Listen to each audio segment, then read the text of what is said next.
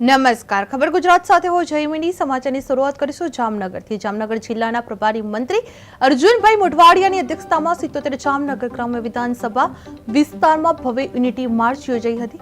દુતાર પરથી દુડરસિયા ગામ સુધી નીકળેલી આ પદયાત્રામાં સાંસદ પૂનમબેન માડમ અને ધારાસભ્ય રાઘવજી પટેલ સહિત અનેક આગેવાનો જોડાયા હતા.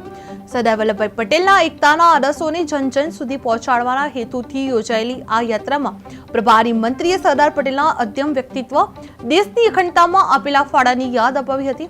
જ્યારે સાંસદ પૂનમબેન માડમે યુવાનોને સરદાર પટેલના કાર્યોમાંથી પ્રેરણા લઈને સ્વદેશી ચીજવસ્તુઓનો અપનાવવાનો સંદેશ આપવામાં આવ્યો હતો. પદયાત્રામાં ધાર્મિક સાંસ્કૃતિક કાર્યક્રમો, રાસ મંડળીઓના પ્રદર્શન, તિરંગા લહેરાવતા યુવાનો તથા સરદાર આંબેડકરની પ્રતિમાને પુષ્પાંજલિથી દેશભક્તિમય વાતાવરણ સર્જાયું હતું. અને તે મહાનુભાવોએ વૃક્ષારોપણ કરી સ્ટોલ પ્રદર્શનની મુલાકાત લીધી હતી. કલેક્ટર, જિલ્લા અધિકારીઓ, સરપંચો, આગેવાનો અને મોટી સંખ્યામાં ગ્રામજનો ઉત્સાહભેર ભાગ લીધો હતો.